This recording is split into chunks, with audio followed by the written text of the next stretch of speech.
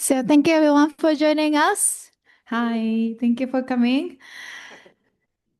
So today's Yokohama Connect 33rd is starting now, and our first session is about PortWave Yokohama. So welcome everyone, and welcome to PortWave Yokohama Talks on Global Innovation. My name is Yushi Nagawa. I am the moderator for this session and also the program manager at Yokohama Connect. And this is just 30 minutes fireside chat, welcoming the innovators from the different backgrounds with different expertise to talk about what are you doing and what is he doing in Yokohama and beyond. So we would like to have a guest. We are having a special guest today from Fukushima or from Kanagawa, Yusuke Makino. So today is the fifth edition of the PortWave Yokohama, and please welcome guest speaker Yusuke Makino. Thank you for coming. Thank you. So, Maki, can I call you Maki or Yusuke? Which one would you like? Maki will be better. Okay. Are you nervous? A little bit, because I don't speak English a lot these days. Probably okay. So this time we have amazing guest Yusuke Makino, and I will kind of asking a lot of questions about him, and I hope you enjoyed what kind of innovator mindset he has. So, since we have very limited time, first, could you introduce yourself and tell us why you start Fukushima-bu and your current activity? Sure, and then I'll share my slide. Yes.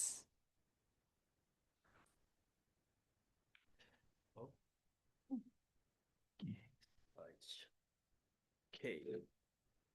So hi everyone, I'm Yusuke Makino. Please call me Maki. And then I'll start my brief introduction for myself. And then probably some of you may know me, but so after finished my master's at Nagoya, and then I joined in Shiseido, run the department, which is just over there. And then I developed skincare product mainly about like 5 years. And then I also joined in Global Shapers community, Yokohama Hub. And then where and then I met Fukushima-bu, or like a study tour in Fukushima. And then somehow I moved to Fukushima. There are mainly two reasons. But one reason is I wanted to change my career from making cosmetics products to making sake. And then another reason is Fukushima-bu. And then this is a kind of community for kind of platform for connecting people from Fukushima and around here, mainly Kanto area.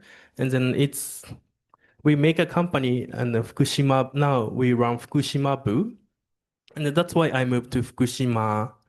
And then now I'm kind of parallel career right now. And then so now I'm coming back to Kanagawa, and then now I'm preparing for sake brewery in Kanagawa. That's my brief introduction. Thank you. So, you are doing two things now. Fukushima-bu. This is Yes. also the organization, like formal organization. Yes. And brewing sake is you did in Fukushima. Yes, I did in Fukushima about 2 years. 2 years. This is the one the Yes. picture you creating sake? Yes. Oh, okay. So now you're coming back to Kanagawa and you're gonna start your own sake brewery. Yes, I'm preparing in Fujisawa City, close to Yokohama.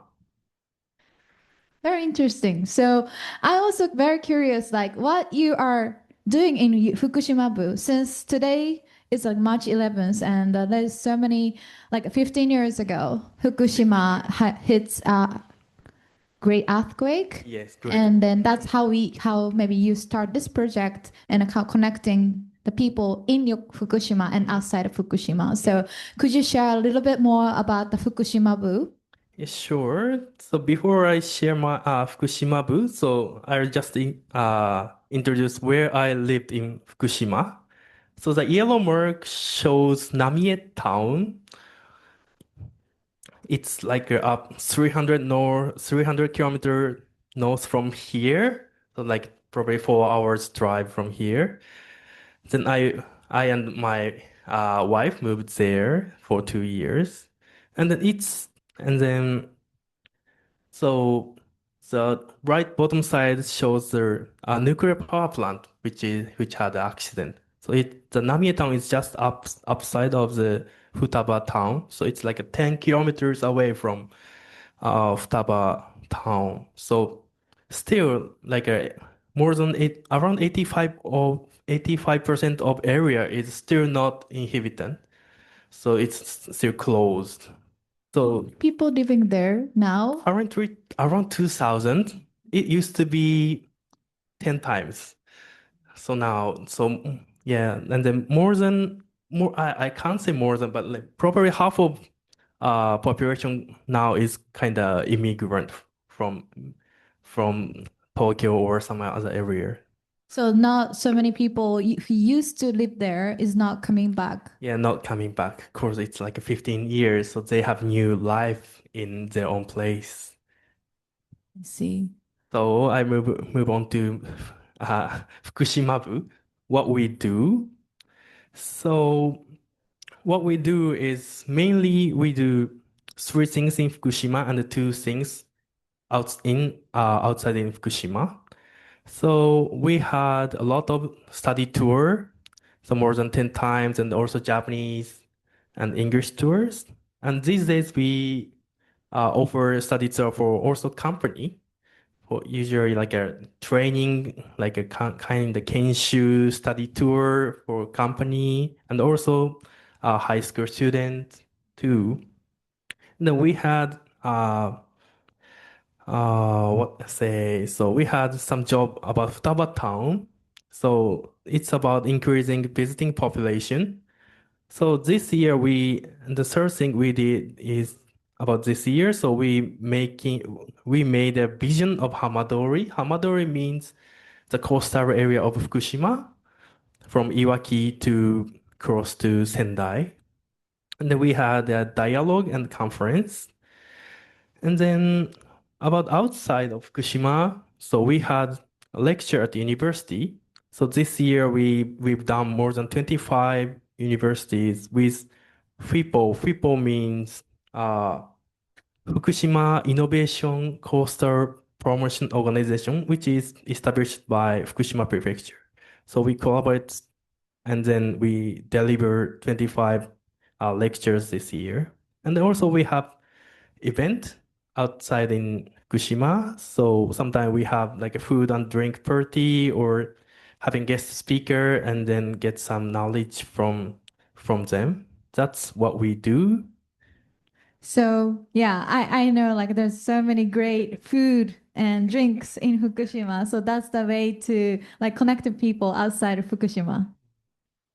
So this PortWave Yokohama has a five significant questions. So I also want to move on to the first question, signature question, which is wave question. So you have done many projects, and maybe you will show some slides later.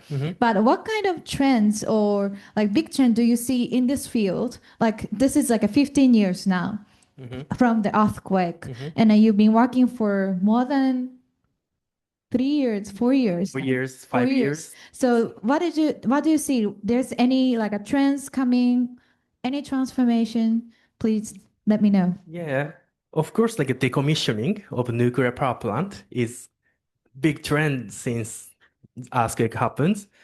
So other things, we deliver like a lecture at university. So we've kind of big like a trend is like a generation gap we call because it seems like 15 years and then now so mainly like a high school student don't know about don't experience the earthquake or they don't remember the earthquake. So it's kind of like a generation is changing. So what we think is like how can we deliver the experience or information to the next generation? That's kind of big trend for us. So how you can attract or pay attention, let them pay attention to Fukushima. Yes, that's I think it's kind of big trend for us, especially like thinking about telling the story of Fukushima. It's just a curiosity. Is that something connect to you why you start your own sake brewery? Or is this nothing related? It's kind of nothing related, but yeah, it's also has a story. So because there, so now, as you know, we cannot establish new Japanese sake brewery because of the government restricts a new license more than 70 years. So now we need to make another category for sake. So now, and then during this study tour, I met their craft sake founder, which is which live in Namie town. It's called haccoba. That's my former workplace. And then during this study tour, I met them, and then I'm very attracted by craft sake. So that's why I moved to Namie, around Fukushima. So it's kind of connected, but yeah, So you actually joined the study tour first. yes, You were the participant, and then you yes, get inspired by the haccoba, yes, the one of the entrepreneur in Fukushima. mm-hmm. Yes, Then exactly. you decided to quit Shiseido, which is a quite large company. Yeah, after several years of like thinking. Mhm. So for me, so doing my own business in like outside in Japan is kind of my dream, one of my dream. So like, of course, like cosmetics product is still, I think still possible, but something related to Japan is more kind of high possibility, I think. And then my background is biology and chemistry, so I think I can use some knowledge for sake making. So that's why I changed my career from cosmetics to sake. Interesting. So the study tour actually giving you some inspiration to be an entrepreneur. Yes. And then there are so many entrepreneurs in Hamadori area because of one big reason is subsidy. Mhm. And then there are so many young people start their own business there. So I also get inspired by them. So even like only 10% of the population has come back, but those 10% is a many like entrepreneurial Mm. residents there. Yes. Mm. So yeah, for example, my own sorry my previous work, Hakoba, owner is from Saitama area. So they are connected to Fukushima, but they are not from Fukushima. So I know there are many cases like that. So yes. Of course, like the earthquake or the damage Fukushima has received is tremendous. So that's something we really need to think about. But also, that could be one of the, how can I say, not the opportunity, but you can try something from scratch. Mm-hmm. Yeah, exactly. Mm. That's I think good part of Hamadori area these days. Yeah, I tried haccoba sake before and your sake coffee one. And Thank it you was very really much. interesting. Like I never saw like the coffee with sake. So and maybe like a very traditional sake brewery will not allow you to make this kind of sake. Yeah, I think so. So that kind of leads to the next question, anchor question. So I think like you share so many stories related to Fukushima and you also your entrepreneur journey. What what is your core value when you work or like can you share like when you guide it through with the core value? Oh, core value. When you work or when you're making a decision like moving to Fukushima or Mhm, quitting the company or decided to start your own company mhm. coming back to Kanagawa, what was the core value behind that? Well, yeah, that is kind of difficult question for me. So, but basically, yeah, I follow my curiosity and passion. So, first time I visit Fukushima, that is kind of scary for me because there are many like shelters, many like empty houses. So, but after several times I visited there, so I'm getting excited, and then someday, oh, I can live here. I feel some kind of like a feelings like that. And then after that, I'm getting excited to move there. Yes, and so yeah, following my passion and curiosity is kind of important thing for me, kind of core value for me. Because I think I know you for more than 5 years now. I think And so. I always see like you are very like how can I say it? The person who take the first action. Yeah, I think so. So that's coming from your curiosity. Yeah, curiosity. Yes, I think so. You don't Yeah. feel fear, like you don't afraid. You're not afraid of taking action, the first step. Of course, I fear, but I don't want to regret because of doing nothing. So yeah, I think looking back my life, I often yeah follow the rule. Hmm. I don't want to regret doing nothing. So that's the kind of core value, like asking yourself, will I regret for making decision or not? Yes, Mm, yes. thank you. So now you are just in the middle of the new adventure, like starting your own company, and also Fukushima-bu is also could be the next phase. So what the next question is port question. If you could choose any new port you can go or you can collaborate, would it be, it could be community or like a region or industry or mindset. What kind of like a word would you like to go? So for now, as a Fukushima-bu, so we are looking for university, especially for overseas. So we have unofficial lecture at MIT this week, Oh, okay. but it's our first time lecture at overseas. So this year we've done 25 universities in Japan, but next year hopefully we can do a few more lectures at the international university overseas. That's what we want. Yeah, You're not limited to any region, like in the US or Europe or Asia. probably Asia first, Hmm? if possible, like it because it's like a close. Mhm. But of course, in United States, Europe too. That's what we want to connect it Mhm. to be connected.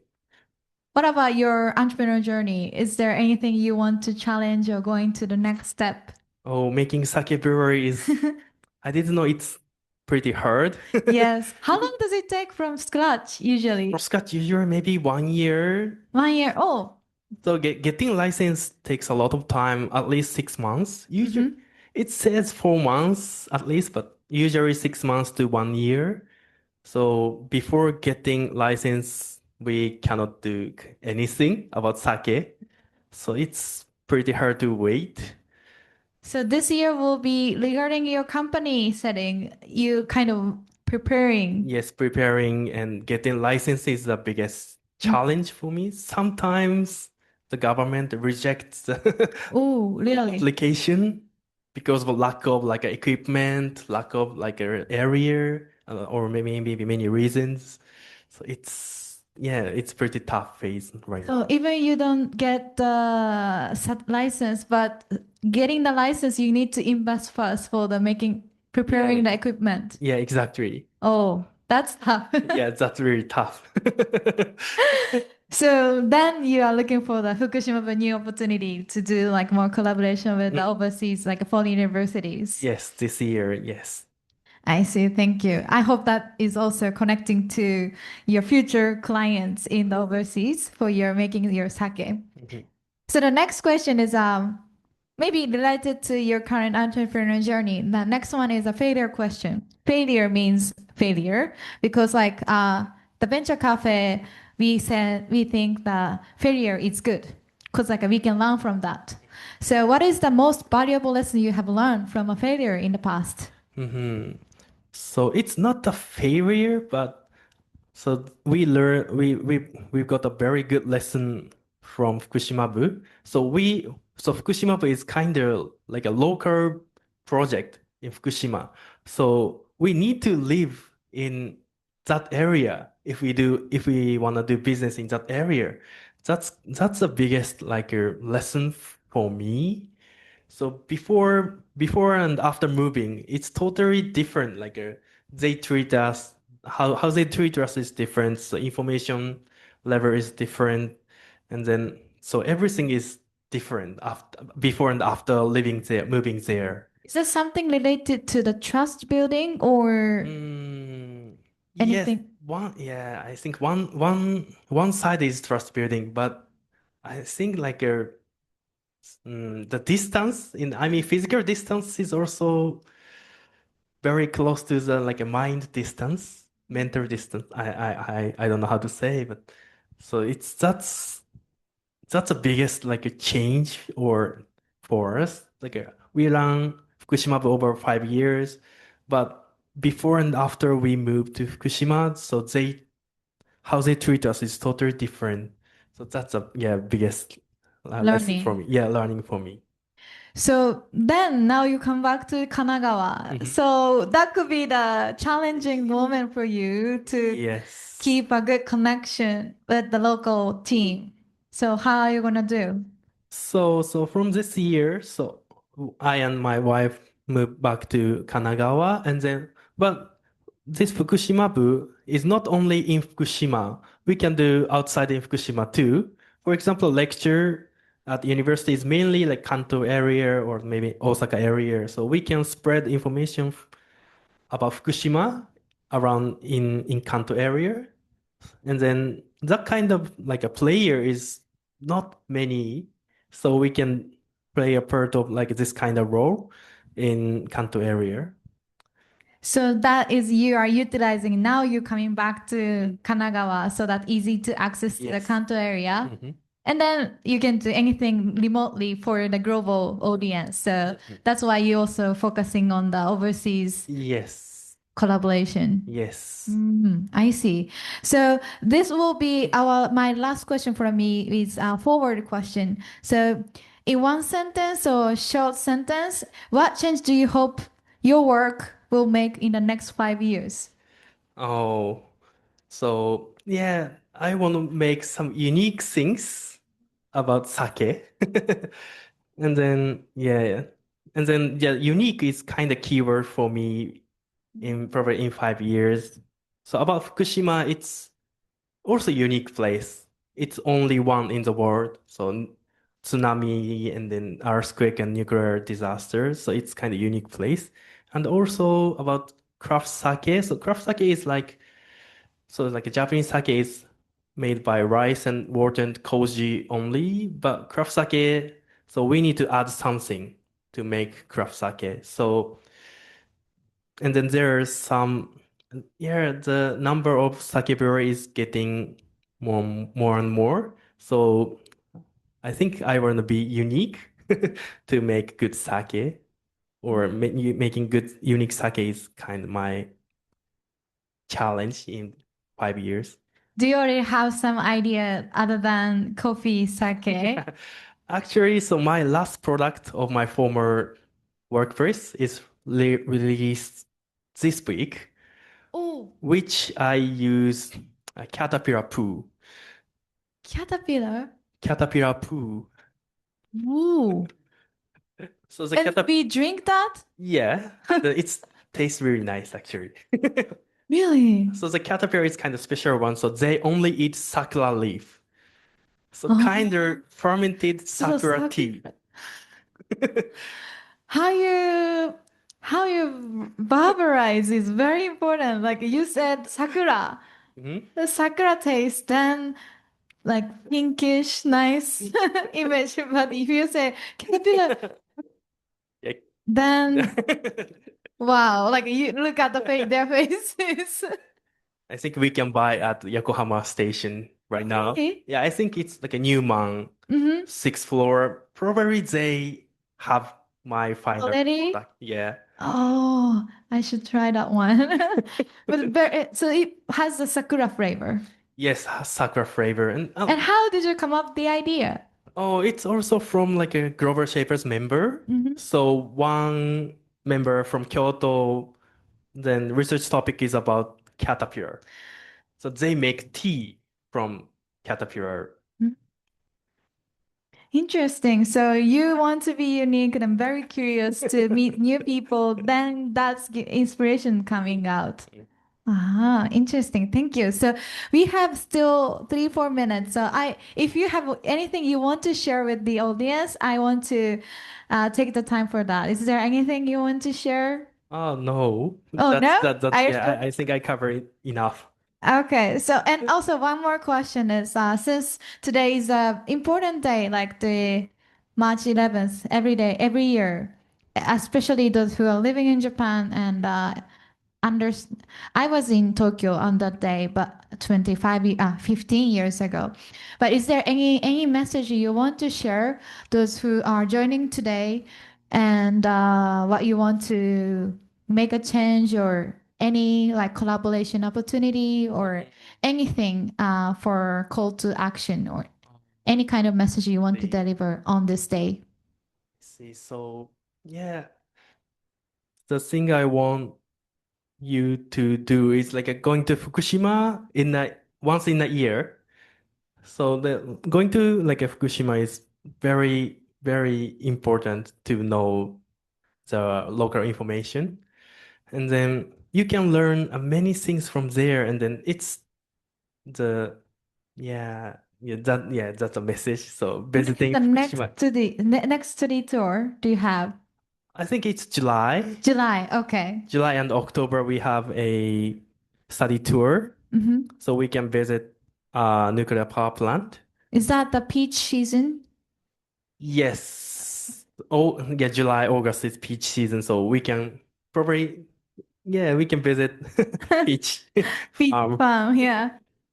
So yeah, just for your information, those who joining today, like the Fukushima-bu offering the study tour, like around twice or 3 times a year, and you can visit the very local entrepreneurs and those who are working actively in that region. So if you can have a chance to go, please look into their website, Yeah, website, Instagram.